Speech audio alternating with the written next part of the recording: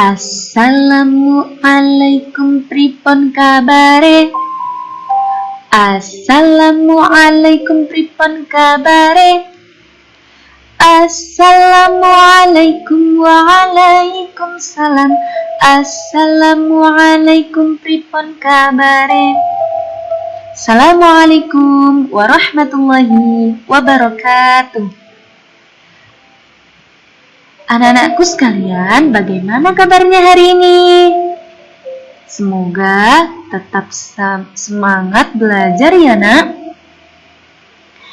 Hari ini kita melanjutkan pembelajaran lagi tentang materi fikih bab 3. Mari tegakkan sholat.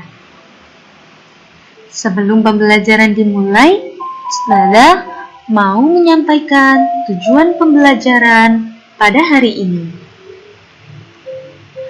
Yang pertama, kalian mampu menerapkan gerak dan bacaan sholat fardu. Yang kedua, mampu memahami ketentuan sholat fardu. Sebelum kita mulai belajarnya, persiapkan dulu alat tulis kalian. Kalau sudah, jangan lupa buku baku remanya. Kemudian buka halaman 58. Sudah nak? Oke, kita lanjutkan ya.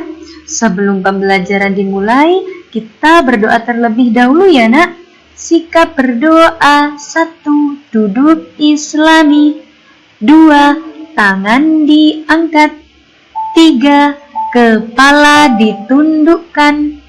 4. Berdoa mulai. Doa sebelum belajar. Rabbi zidni ilma warzuqni fahma. Rabbi israhli sadri wa yassirli amri wahlul uqdatam min lisani yafqahu qawli.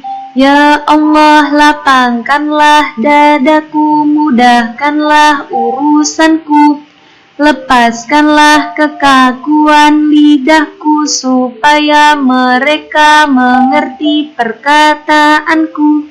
Amin. Nah, sekarang kita mulai belajarnya. Nah, kita akan belajar tentang pengertian sholat. Sholat menurut bahasa artinya berdoa. Menurut istilah adalah suatu ibadah kepada Allah yang diawali dengan takbiratul ihram dan diakhiri dengan salam, dengan beberapa syarat dan rukun tertentu. Sholat adalah rukun Islam yang kedua. Hukum mengerjakan sholat adalah wajib. Sholat fardu ada 5 waktu dan ada 17 rakaat. 5 waktu itu apa saja ya nak? Masih ingat? Benar, zuhur, asar, maghrib, isya, dan subuh. Kalau rakaatnya kenapa ada 17? Masih ingat? Benar, zuhur ada 4 rakaat, asyar ada 4 rakaat, maghrib ada 3 rakaat, isya ada 4 rakaat, dan subuh 2 rakaat. Kita lanjutkan ya.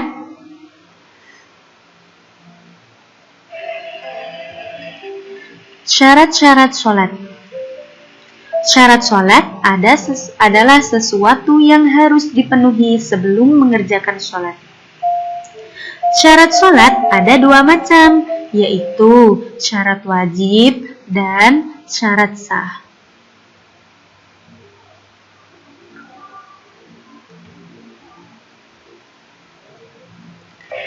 Syarat wajib adalah ada 4, yaitu beragama Islam, sudah balik, berakal sehat, telah sampai dakwah Islam kepadanya.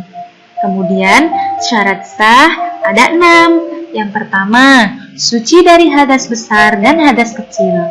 Yang kedua, suci badan, pakaian, dan tempat sholat dari najis. Yang ketiga, menutup aurat. Yang keempat, menghadap kiblat. Yang kelima, sudah masuk waktu sholat. Dan yang terakhir, yang keenam adalah mengetahui tata cara sholat. Rukun sholat. Rukun sholat adalah segala ucapan dan perbuatan yang harus dilakukan selama mengerjakan sholat. Dan apabila salah satu rukun tidak dikerjakan, maka sholatnya tidak sah. Rukun sholat yaitu ada 13. Yang pertama niat. Dan yang kedua berdiri bagi yang mampu. Kalau tidak mampu, boleh dengan duduk atau berbaring. Yang ketiga, takbiratul ihram dengan membaca takbir Allahu Akbar. Yang keempat, membaca surat Al-Fatihah. Yang kelima, ruku dengan tumaknina. Yang keenam, iktidal dengan tumaknina.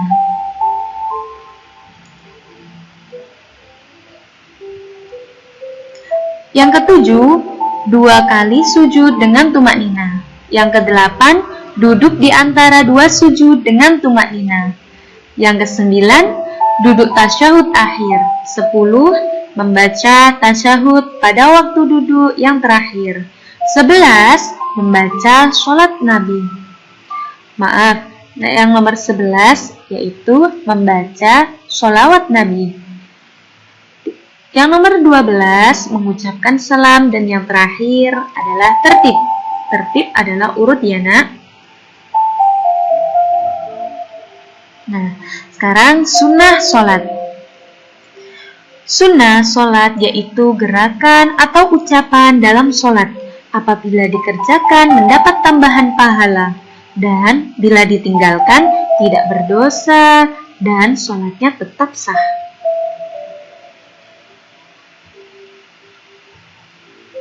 Nah, berikut adalah sunnah sholat. Yang pertama, mengangkat tangan setinggi bahu ketika takbiratul ihram. Yang kedua, meletakkan tangan kanan di atas tangan kiri atau bersedekap. Yang ketiga, membaca iftitah. Yang keempat, melihat ke arah tempat sujud. Yang kelima, membaca isti'adzah sebelum membaca Al-Fatihah, yaitu ta'awudz ya nak. A'udzu billahi minasyaitonir rajim. Nomor 6, diam sebentar sebelum membaca Al-Fatihah dan sesudahnya. Nomor 7, mengucapkan amin setelah membaca Al-Fatihah. Waladdallin. Amin. Nomor 8, membaca surat atau ayat Al-Quran. Nomor 9, membaca takbir intiqal ketika perpindahan rukun kecuali ketika ruku. Nomor 10, meletakkan 2 tapak tangan di atas lutut ketika ruku. Nomor 11, membaca tasbih 3 kali ketika ruku dan sujud. Nomor 12, membaca Sami'allahu liman hamidah ketika bangkit dari ruku. Nomor 13, berdoa ketika duduk di antara 2 sujud. Nomor 14, duduk sejenak ketika bangun dari sujud pada rakaat pertama dan ketika sebelum berdiri. Nomor 15, duduk iftirashi. Nomor 16, duduk tawarruk. Dan yang terakhir nomor 17, menoleh ke kanan pada salam yang pertama dan ke kiri pada salam kedua. Setelah kalian mengetahui syarat, rukun sholat, serta sunnah sholat, sekarang kita pelajari tentang hal-hal yang membatalkan sholat. Yang pertama, tidak memenuhi syarat dan rukun sholat. Yang kedua, makan dan minum. Yang ketiga, tertawa bergurau. Yang keempat, bercakap-cakap. Nomor 5, banyak bergerak. 6, terbuka aurat dengan sengaja atau tidak sengaja. Nomor 7, menambah gerakan dalam sholat. Dan yang nomor 8, mendahului imam ketika sholat berjamaah. Nah, sekian pembelajaran kali ini. Ustazah akan menyampaikan kesimpulan dari pembelajaran hari ini. Yang pertama, sholat menurut bahasa adalah berdoa. Sholat menurut istilah adalah suatu ibadah kepada Allah yang diawali dengan takbir dan diakhiri dengan salam, dengan beberapa syarat dan rukun tertentu. Waktu sholat fardu, duhur, asar, maghrib, isya, dan subuh. Sholat fardu ada 5 waktu. Sholat fardu ada 17 rakaat. Syarat sholat adalah sesuatu yang harus dipenuhi sebelum mengerjakan sholat. Syarat sholat ada 2, yaitu syarat wajib dan syarat sah. Aurat laki-laki antara lutut sampai pusar. Kalau aurat perempuan, seluruh tubuh, kecuali muka dan kedua telapak tangan. Rukun sholat ada 13. Sunnah sholat yaitu gerakan atau ucapan dalam sholat apabila dikerjakan mendapat tambahan pahala dan bila ditinggalkan tidak berdosa dan sholatnya tetap sah. Sunnah sholat ada 17. Hal-hal yang membatalkan sholat ada 8. Nah, sekarang kita berlatih ya nak. Untuk mengasah kemampuan kalian, setelah kalian memahami beberapa materi hari ini, jawablah pertanyaan berikut ini. Pertanyaan pertama, sholat 5 waktu disebut juga sholat? Benar, yaitu sholat fardu. Nomor 2, sholat fardu sehari semalam ada berapa waktu? Ada berapa? Iya, hebat. Ada 5 waktu. Yang ketiga, membaca doa iftitah merupakan apa nak? Betul, merupakan sunnah sholat. Yang keempat, sholat menurut bahasa adalah berdoa. Dan yang terakhir, nomor 5, beragama Islam adalah salah satu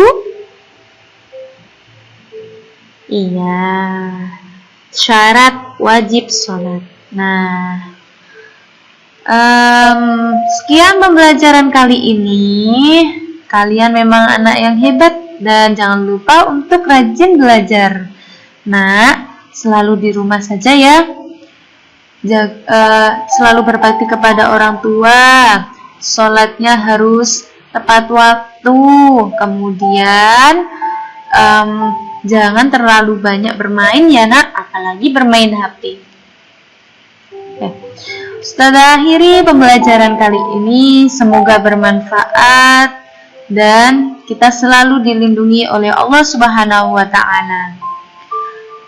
Assalamualaikum warahmatullahi wabarakatuh.